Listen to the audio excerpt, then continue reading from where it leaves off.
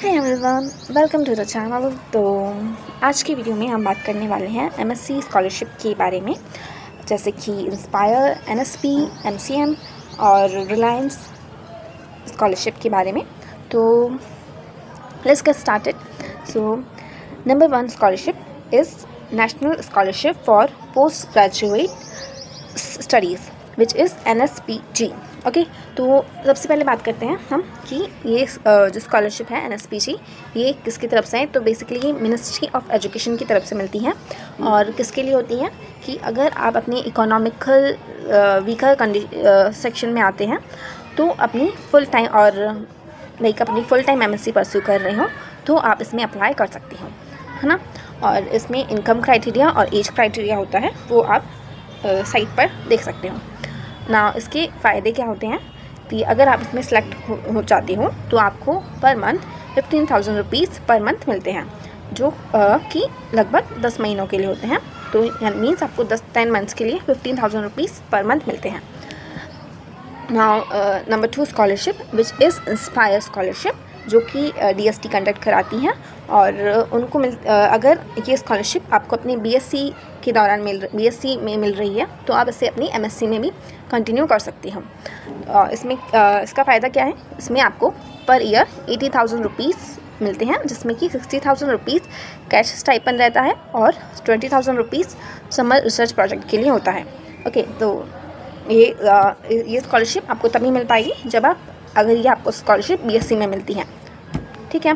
तो now number 3 scholarship which is merit come mean scholarship, MCM scholarship. Now merit come mean scholarship उन बच्चों उनके लिए होती है जो किसी अपना एडमिशन IIT, NIT या फिर सेंट्रल यूनिवर्सिटी या फिर किसी टॉप कॉलेज में उनका एडमिशन हो रहा है या अपनी MSc परस्यू कर रहे हो। तो इसमें क्या होता है कि अगर आपको ये इस स्कॉलरशिप में इंस्टीट्यूट अपने लेवल पर देता है। इसमें क्या होता है कि ये 2 चीज़ों पे मिलती है। Number 1 is merit which is अगर आपके एंट्रेंस एग्ज़ाम में कोई रैंक क्या है और आपका सेमेस्टर CGPA क्या है, इस पर डिपेंड करती है। और number 2 is mean which is आपकी फैमिली इनकम, है ना। आमतौर पर ये 2.5 लाख टू 5 लाख से कम होनी चाहिए, लाइक सबका अलग अलग क्राइटेरिया है।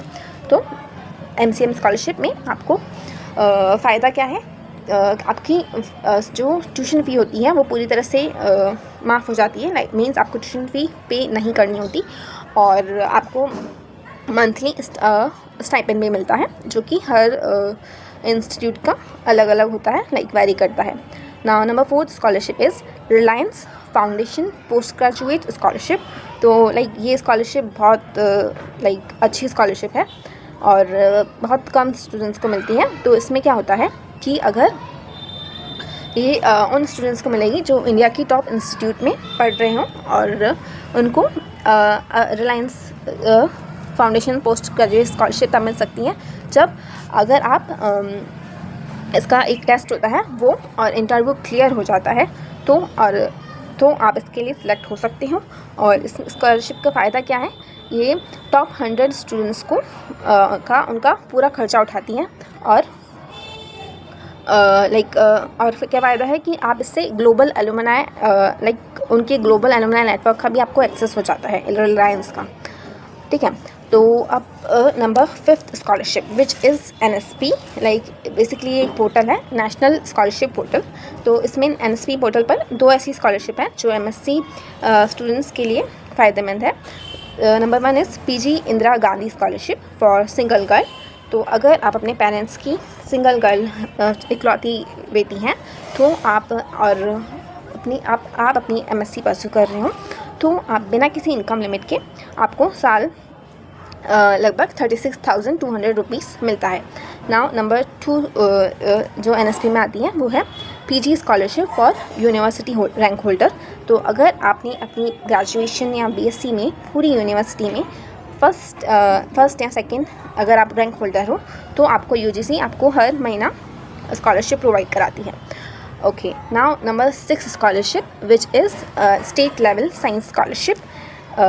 तो जैसे कि सेंट्रल गवर्नमेंट स्कॉलरशिप प्रोवाइड कराती है, वैसे ही हर स्टेट गवर्नमेंट भी बेसिक साइंस को प्रमोट करने के लिए स्कॉलरशिप होती है उनके पास भी, जैसे कि हरियाणा में होती है POSE स्कॉलरशिप, जहाँ पर MSc के बच्चों को 6,000 रुपीज़ पर मंथ मिलता है।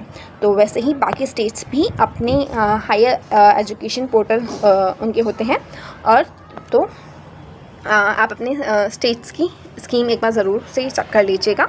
Now let's just talk about कि हम कब और कैसे अप्लाई कर सकते हैं। तो ज़्यादातर गवर्नमेंट स्कॉलरशिप के फॉर्म अगस्त से दिसंबर के बीच ओपन होते हैं। जब आपका कॉलेज सेशन शुरू होता है तो आपको अलर्ट रहना होगा कि फॉर्म डेट है, तो आपको फॉर्म अप्लाई करना है ताकि स्कॉलरशिप मिस ना हो जाए। तो सबकी नाव कहाँ अप्लाई कर सकते हैं इस पर बात करते हैं। तो कहाँ अप्लाई कर सकते हैं, NSP के लिए इसकी वेबसाइट है scholarships.gov.in पर आपको रजिस्टर करना होगा और वहाँ अप्लाई कर सकते हो। इंस्पायर और रिलायंस के लिए उनकी अपनी ऑफिशियल वेबसाइट्स हैं। नाउ लेट्स टॉक अबाउट कि what is documents checklist. Okay, so documents क्या चाहिए। So number 1 is income certificate, जो कि सबसे ज़रूरी है। Number 2 is caste certificate if applicable, है ना, वो सेंट्रल स्टेट का ध्यान रखना। और नंबर 3 इज़ आधार कार्ड, जो कि आपके बैंक अकाउंट से लिंक होना चाहिए, और जो भी 10th 12th का मार्कशीट, ग्रेजुएशन का मार्कशीट चाहिए होता है वो सब। Okay, now the here comes sense कि आपने सारी बातों को ध्यान से सुना होगा, लेकिन अगर आप इनमें से किसी भी स्कॉलरशिप के लिए एलिजिबल हो तो बिना किसी आलसपन के इस पर अप्लाई ज़रूर से कर देना। और ये मत सोचना कि मेरा सिलेक्शन कहाँ होगा, फॉर्म भरने में कुछ नहीं जाएगा, थोड़ा सा टाइम जाएगा, तो अब अप्लाई कर देना, ठीक है। अगर अब आपको ये स्कॉलरशिप इनमें से कोई भी स्कॉलरशिप नहीं मिल पाती है तो